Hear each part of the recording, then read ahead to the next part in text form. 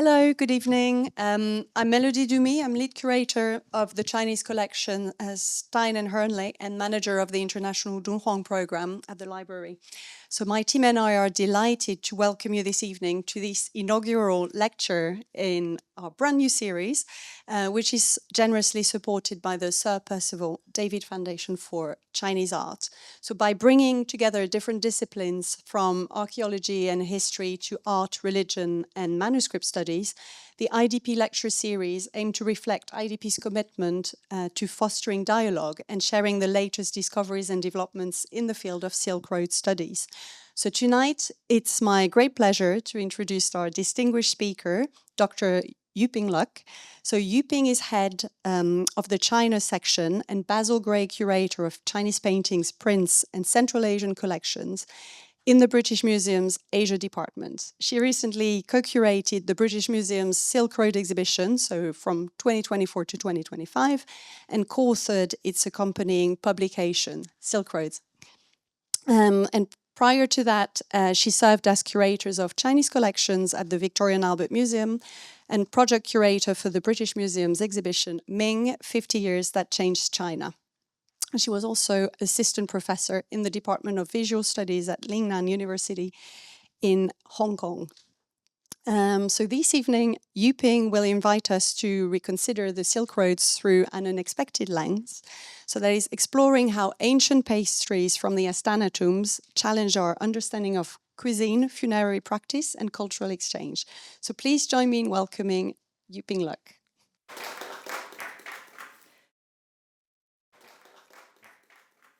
Thank you, Melody. Thank you, everyone.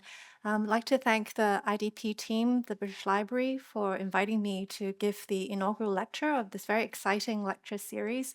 We very much look forward to the lectures coming, forthcoming lectures, and hope this series can continue. This evening, I'm going to be talking about a topic. This is sort of an exploratory paper, I would say. I hope you will find the questions that I raise interesting. If you're looking for very neat answers, perhaps you will not find it here tonight, but I hope that this will generate dialogue and perhaps further thinking about how we can productively study this very interesting material from the Astana Cemetery site. So the British Museum houses a significant collection of objects that Mark Stein, the British-Hungarian scholar, explorer, and archaeologist, brought to London from northwest China during the early 20th century. And among this collection are a group of 1,300-year-old food items that have survived in remarkably good condition. So they come from the tombs at the Astana Cemetery. So you can see here. Up here. It's located on the outskirts of Gaochang City near Turpan, on the northern rim of the Taklamakan and Lop deserts in present-day Xinjiang Uyghur Autonomous Region. And because of the arid climate of the region, the site has preserved a wide range of organic material, including textiles, paper, documents, and even remains of plants and the food items that we'll talk about this evening. Stein referred to these 7th and 8th century food items as tartlets, pastries, wafers, and so on, and surely because of how similar they look to the sweet treats that people might enjoy eating today with a cup of tea. And indeed, if you search online, you will find some very creative people who are sharing recipes about how you can bake and recreate these ancient cookies. So when the opportunity arose for me to co-curate a Silk Roads exhibition at the British Museum, I knew I had to include these food items in the display. This exhibition took place from September 2025 to February 2026, and actually at the same time as the wonderful Dunhuang show that was shown here at the British Library. The British Museum exhibition on the Silk Roads took an expansive approach to the topic, exploring contacts and exchanges across Asia, Africa, and Europe. Focusing on the period 500 to 1000 CE, which is a key period in the long history of the Silk Roads, the exhibition took audiences on a journey from East Asia all the way to Northwest Europe. The Turpan region and the finds from the Astana cemetery site were introduced in Geographic Zone 2 of the exhibition, one out of 5 geographic zones in the exhibition. This zone included displays on Dunhuang and oasis settlements around the Tarim Basin and featured generous loans from the British Library and the Asian Art Museum from Berlin. So this is the first part of the display. It introduces the Turpan region, featuring finds from the Astana cemetery, including a selection of these so-called pastries and tartlets, as well as a bowl of dried fruits. You can see in the back here, this bowl of dried fruits, which I will also talk about, and it's another remarkable survival from this site. So the display here covers the period when Gaochang Kingdom in the Turpan region was under the rule of the local Chu clan, followed by the Tang Dynasty until 803 CE. During that time, Gaochang City was an important Silk Road site. The Chinese Buddhist monk Xuanzang actually stayed there during his way to India. He was enthusiastically received by the ruler Chuantai, who provided him with many letters of introduction for his forthcoming journey and generous funds, reflecting both the wealth and the connections of the city and its ruler. In preparation for the exhibition, the co-curators and myself was one of the aspirations of the show was to incorporate scientific research into the displays. We worked with internal and external scientists to develop these projects. And one of these scientific research projects focused on the food items from the Astana cemetery. There are, in fact, existing scientific analysis of similar food items from collections in Xinjiang, which we could also refer to. This research, which I show on the screen, actually found that the dough used to make these food items consisted of wheat flour, which is not surprising because wheat was a crop that became a staple in northern China already during the Han Dynasty. For our project, it was a fairly modest aim, but nonetheless an interesting one, I think, where we wanted to confirm whether Orlstein's tentative identification of the fruits in both the wooden bowl and this in the center of this small tartlet, whether or not they were really grapes, which is what Stein had suspected. So, based on examination using digital microscopy conducted by the British Museum scientist Caroline Cartwright with assistance from Anthony Simpson, most of the fruits in the wooden bowl were indeed found to be grapes, although the exact species of grape was not identified. But we did have a nice discovery in this, and that is within this bowl, in addition to grapes, there were also 2 jujubes, the Chinese hongzao, a fruit that was available locally and also long cultivated in northern China. So that's something that Stein did not mention in his publication, and a nice little discovery.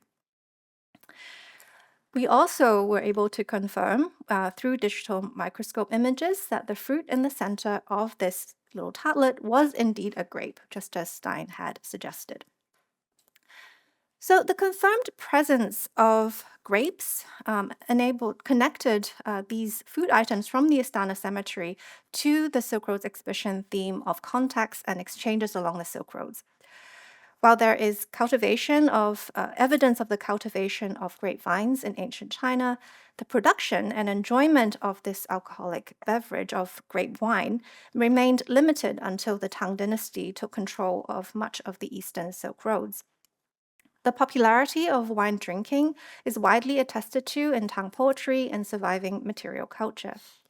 Specifically, Gaochang itself may have played a role in this phenomenon.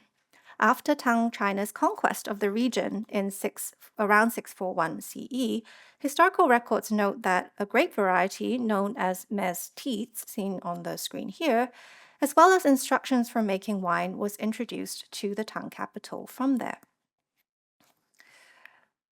So grapes found at the Astana cemetery enabled the Silk Road exhibition to introduce this history and draw connections between the Turpan displays in Geographic Zone 2, which I mentioned earlier, and the displays featuring cosmopolitan fashions of the Tang Dynasty capital Chang'an in Geographic Zone 1, seen on the screen here. This latter display showed vessels with imported shapes associated with grape wine drinking that also became popular during the period covered in the exhibition. So, for example, a small silver cup with a ring handle that spread from this kind of shape that spread from the Mediterranean via the Sogdians, these traders from Central Asia, and a small goblet or a stem cup that was also based on models that came from the west of China. But the scientific analysis of the food items from the Astana cemetery also raised some interesting and as yet unresolved questions. Molecular analysis conducted on this little tartlet in the British Museum suggests that there's presence of protein and carbohydrate sources, as you might expect from baked goods. But interestingly, minimal lipid content was detected in the tartlet. And this might indicate a fat-free or very lean dough mixture. So if proven to be the case, these food items would have tasted quite different from the buttery snacks that they have been compared to. So this starts to, though this is a very preliminary finding and still needs further research, it nonetheless starts to raise questions about what exactly are these food items. So while grapes have a long association with the history of cultural contacts and exchanges, the wider context for other food items from the Astana cemetery actually remains less certain. And this ambiguity is reflected in the names used to identify them. So, as mentioned, at first glance, these food items from the Astana cemetery resemble things like cookies and tartlets, pastries, wafers, etc. However, as I've just suggested, they may have been made using quite different ingredients and techniques, making these modern food names, while evocative, potentially misleading. Now, a common Chinese name for these small food items found in the Astana cemetery is dianxin, widely known by its Cantonese pronunciation dim sum, meaning small bite-sized portion of foods that can be sweet or savory. A 12th, 13th century source suggests that this term already existed in the Tang Dynasty. And possible examples of these dianxin have been identified in a Tang Dynasty menu that have been partially recorded in later sources. It lists the names of dishes that were served at a banquet celebrating the promotion of a government official. And among this list of food items, there were different types of bing, a food product made of mixing flour and liquid. So there we have man tuo yang jia bing, a stuffed bing in the shape of a flower or a mandala baked in a government office oven, gongteng lu. And then there's shuang ban fang po bing, a flower-shaped bing made of two ingredients mixed together. Very intriguing. These elaborate titles of these and other foods in the menu indicate the use of varied ingredients and culinary techniques, and an appreciation of ornate food presentation in Tang China. So some scholars have interpreted the well-preserved food items from the Astana cemetery as archaeological evidence of dianxin from the Tang Dynasty. So this particular view then points to the possible transmission of food cultures from what is the Central Plains broadly defined to the Turpan region. Additional support for this interpretation may come from the discovery of ancient dumplings at the Astana cemetery, made of fillings wrapped in thin sheets of dough and pinched into a characteristic half-moon shape. Referred to as huntun in early Chinese texts, dumplings were already part of cuisine in China during the Han Dynasty, predating examples preserved in the Turpan region. On the other hand, the small flour-based food items found at the Astana cemetery have also been categorized as hubing. During the Tang Dynasty, the term Hu broadly means foreign and specifically Central Asian and Sogdian, indicating that the food type may have been originally imported into China. Hubing could be, according to the textual sources, prepared in a variety of ways, including baking. So here we have an example. I think looking at the Astana cemetery foods, there is the assumption that they are baked because they are firm in texture, and many also have browned surfaces. So the assumption is that they are flour-based and then baked in an oven. So we have here in the text from Qimian Shu, from the 6th century text, that records an example of the making of hubing. You mix marrow and honey with flour, and you make the dough 4 to 5 fen thick and 6 to 7 cun wide, and place it in a hubing oven until cooked. Do not flip it over. The bing will be rich and tasty and can be kept for a long time. So this quote refers to using an oven to bake some kind of hubing, roughly, we would say about 21 centimeters in width, which is comparable to a type of baked bread known as nang. And these continue to be made in Xinjiang today using a type of tall cylindrical oven, commonly known as a tandoor. Fired to a high temperature, the bread is then slapped directly onto the inner walls of the oven for baking. Actually, fragments of a nang with a reconstructed diameter of about 19.5 centimeters have been found at the Astana cemetery. And while this is much larger than the examples in the British Museum, a small round baked food item with a diameter of 3.9 centimeters, sprinkled with sesame and possibly missing its center filling, was discovered at a tomb dating to 640 CE at the same site.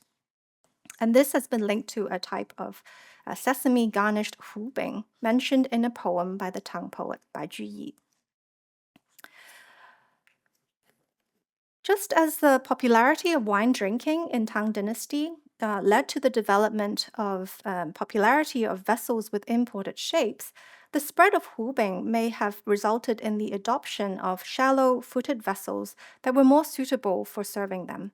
And this was discussed in an article by my former colleague, Chen Yi, very interesting work. And the Silk Road's exhibition included such a large sansai, 3-colored tripod dish, ceramic dish, to reference this change.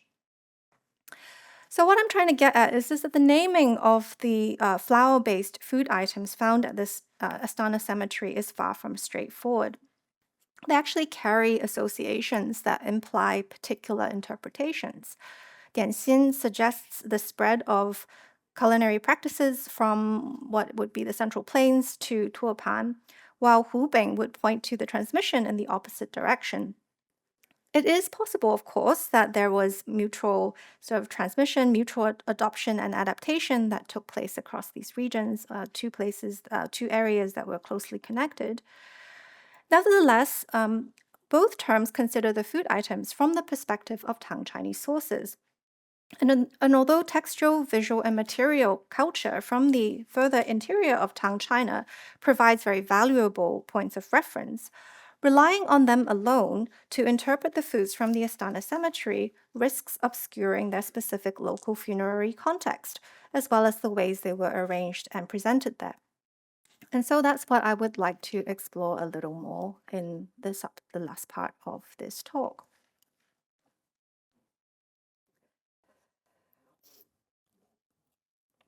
The Astana Cemetery site spans a total area of approximately 10 kilometers squared.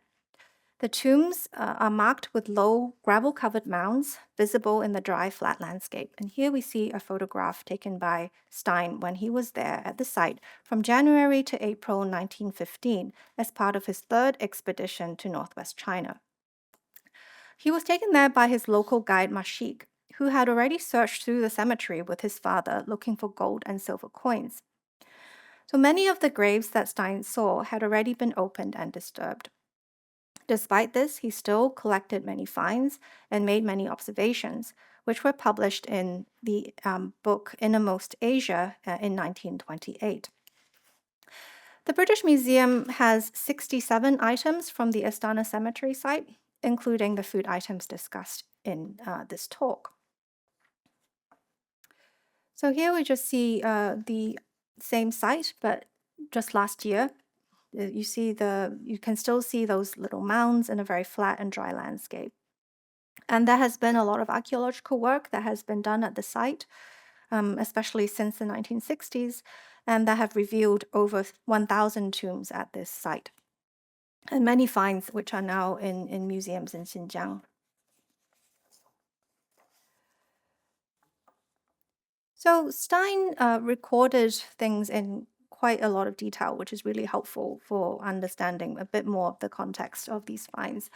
Based on Stein's numbering system, we can determine that the flour-based foods in the British Museum collection came from 2 different tombs, Group 3, number 1 and 2. And then the bowl of dried fruit is from another tomb, number 9, group number 9, number 2. So here we have a map from Innermost Asia showing the location of these 2 sites. It's a little bit small, but the top one is actually the group of tombs, group number 3, and then the lower one is the group number 9.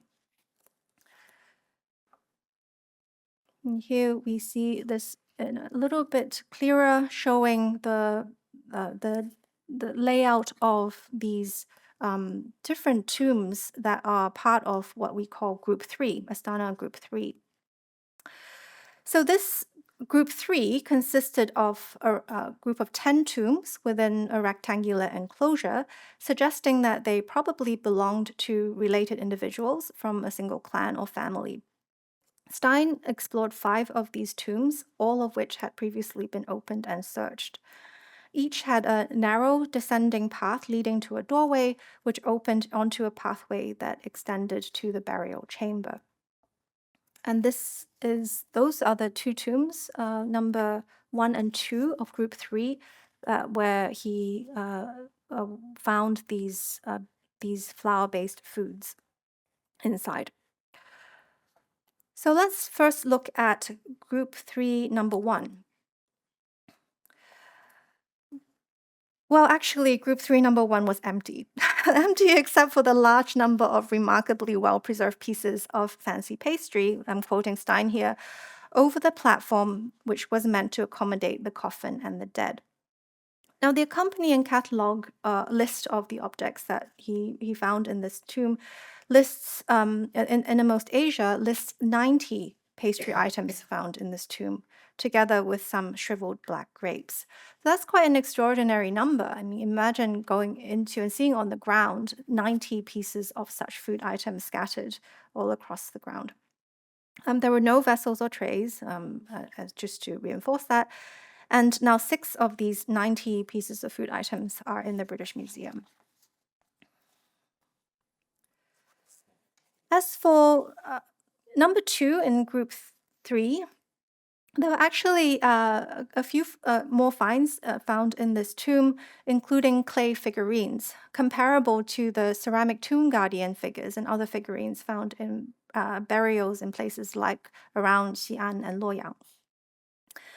So there's a kind of similarity in the kinds of figurines that were produced and placed in tombs in the Astana cemetery, but using local materials. So these would be sort of clay packed onto a wooden core. And one of these, actually a clay horse with a wooden core, is in the British Museum and displayed in the Sir Joseph Horton Gallery of China and South Asia.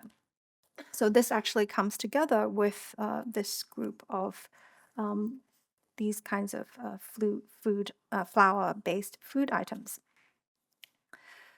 So in total, from this particular tomb, there were 17 fine, what Stein called fine pastry items, as well as a small canvas bag filled with some grains. No information was given about where these were specifically located in the tomb, and once again, no vessels were mentioned, except for a chalice with brown powder inside. This suggests that, once again, the food items were on the ground when Stein saw them. In addition to the 2 tombs I've just introduced, Stein also found 7 what he called pastry cakes, as well as flour in a paper bag in another tomb, number 4, Group 3. This tomb had also been disturbed prior to Stein's arrival. He didn't record the specific find spot of the food items, but he thought they may have been placed on a wooden stand or pedestal, fragments of which were found inside the tomb. So here is just to show you some more of the further selection of food items that Stein found and published in Innermost Asia. So some of which will be recognizable from the ones I've shown you, but others are not actually in the British Museum collection. So despite the incomplete information about the original arrangements of these tombs, it's still possible to make some tentative observations based on what I've just introduced. So Stein conclusively found pieces of flour-based foods in only 3 tombs, the ones I've just mentioned, out of 28 tombs that he entered. And some of these other tombs held deposits of different types of foods, like different fruits, grains, and even meat. And it seems unlikely that the flour-based foods were removed from these tombs prior to Stein's entry, since they were probably of minimal interest to those looking for antiques and precious materials. And actually, from a general survey, and I can't say it's a comprehensive survey, but it seems like relatively few tombs out of the approximately 1,000 identified tombs at the Astana cemetery actually had these flour-based foods. So it suggests that these flour-based foods may not have been customary offering at the Astana cemetery.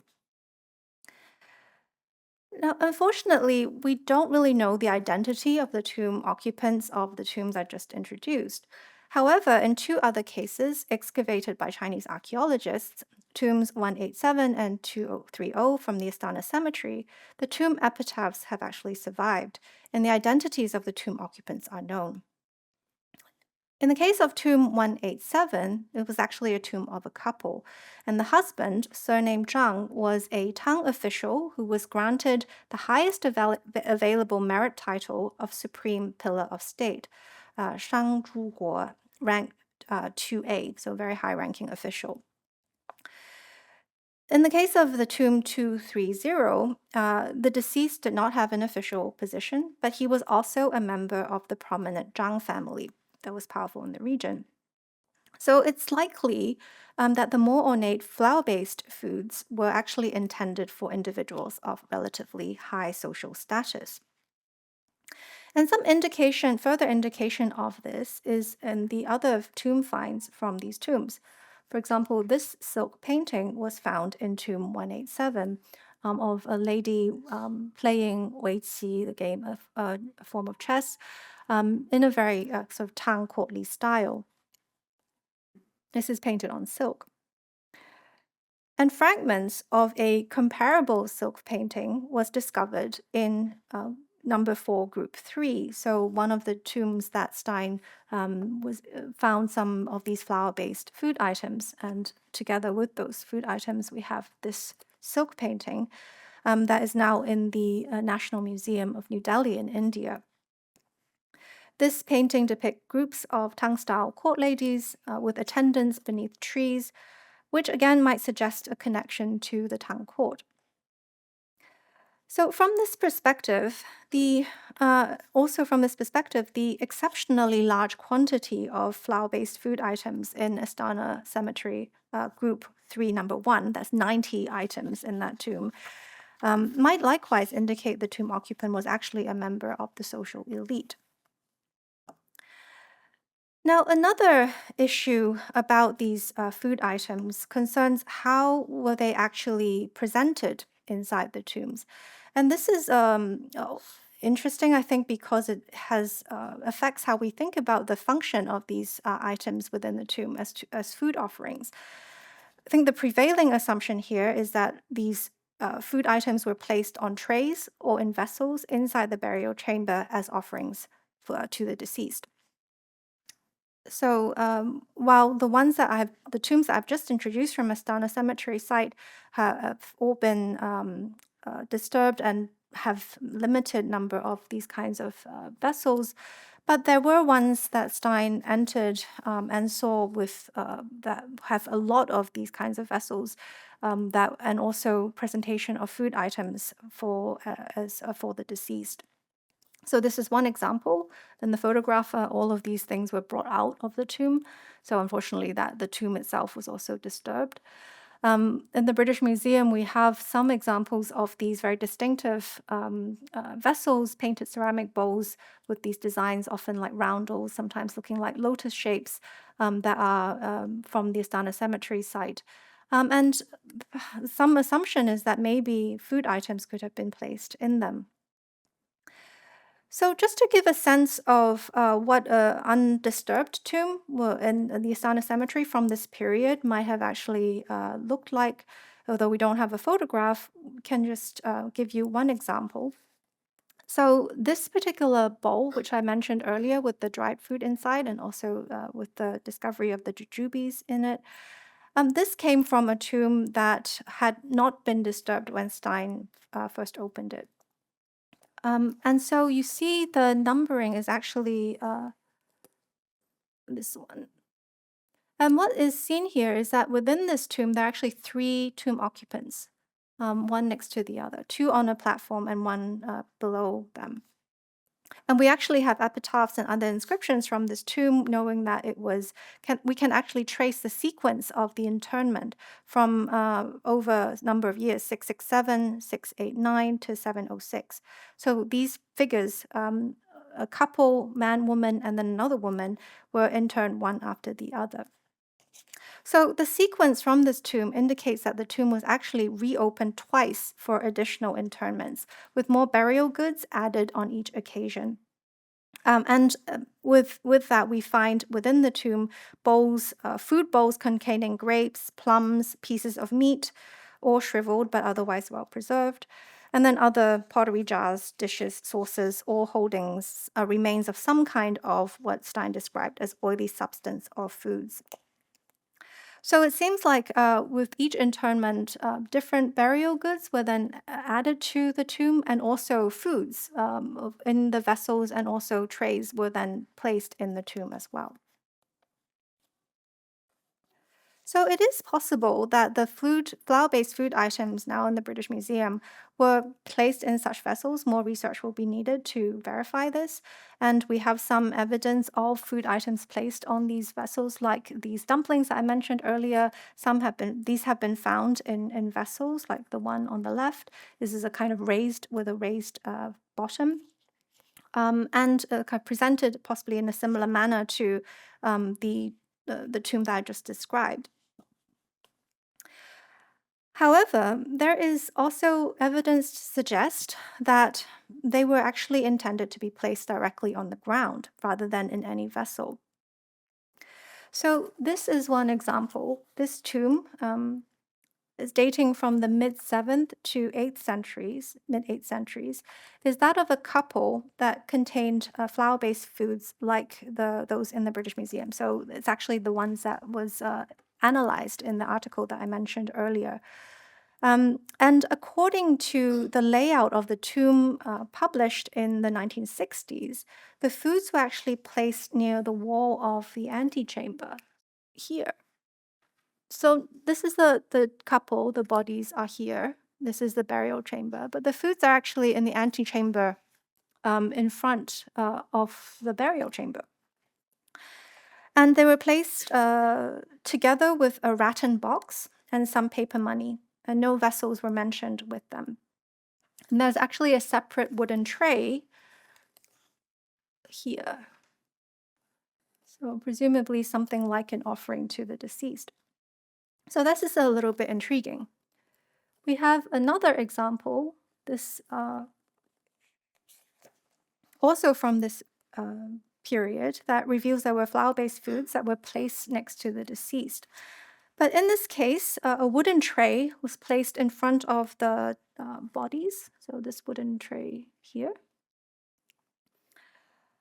And the wooden tray in front of these bodies displayed a leg of lamb, jujube and grapes, as well as pottery bowls. The archaeological report from 1972 does not describe the contents of the pottery bowls nor the appearance of the flour-based foods, so it's a bit frustrating. We don't know exactly what these flour-based foods are. The archaeological reports just call them 面食, so flour-based foods, basically. However, what we find is that it does tell us the placement of the flour-based food, these 面食, which is actually away from this tray. So although the numbers are quite blurry, the image is very small and blurry in the archaeological report, but you can actually follow the sequence of the numbering. And what we find is that the food items should be actually near the head of the deceased here, the 面食.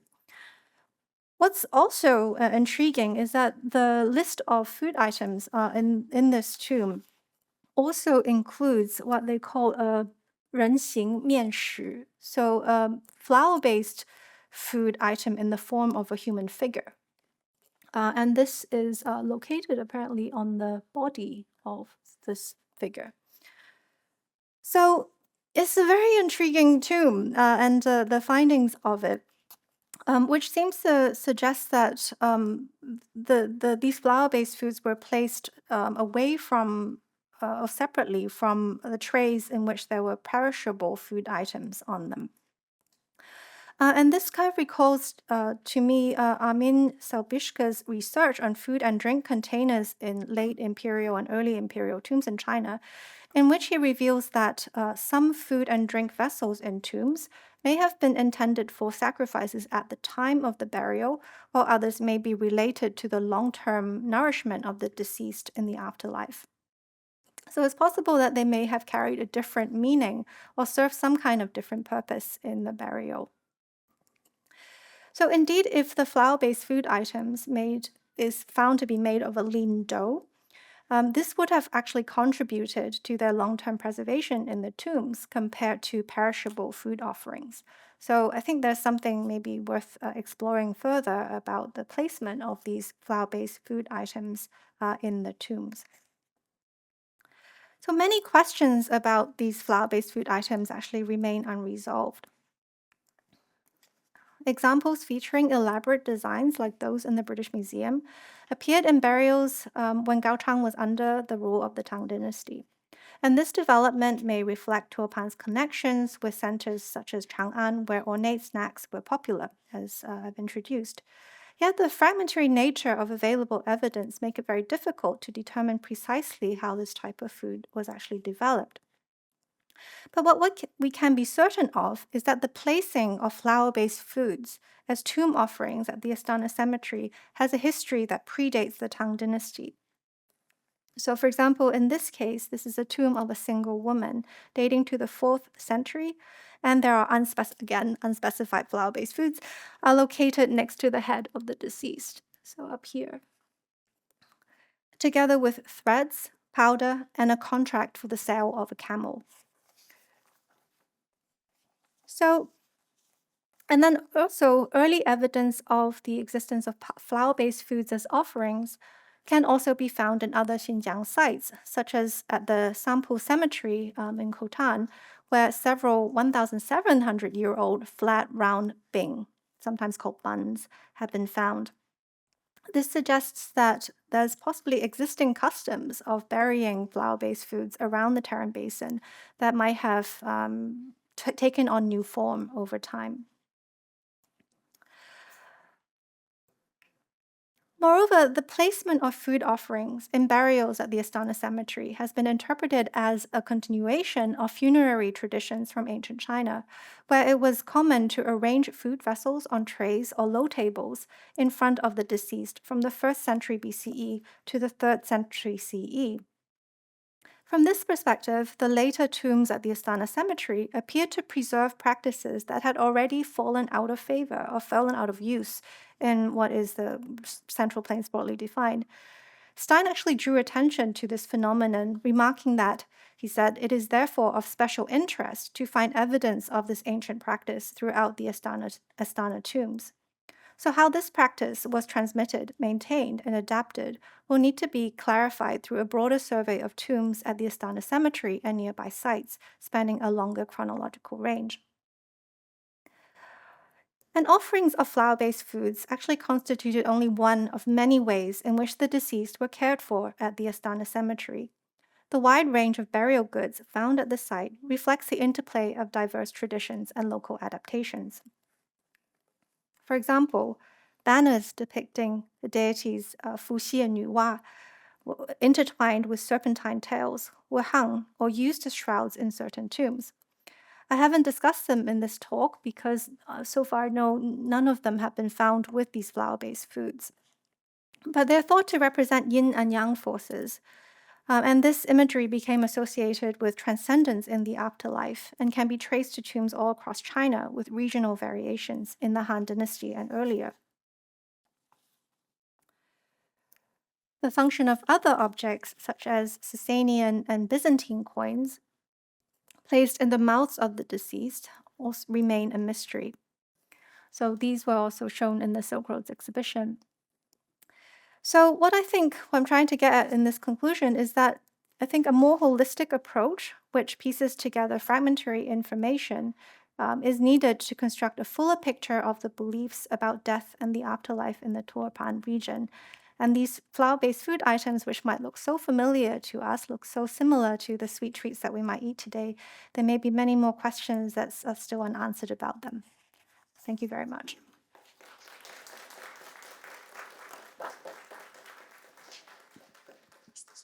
Oh, and I should just mention with thank you everyone, and thanks to the scientists at the British Museum who worked on the project, the Oriental Ceramic Society who gave me the initial opportunity to work on this in more detail, and then also those who supported my visit to Turpan last year. Thank you very much.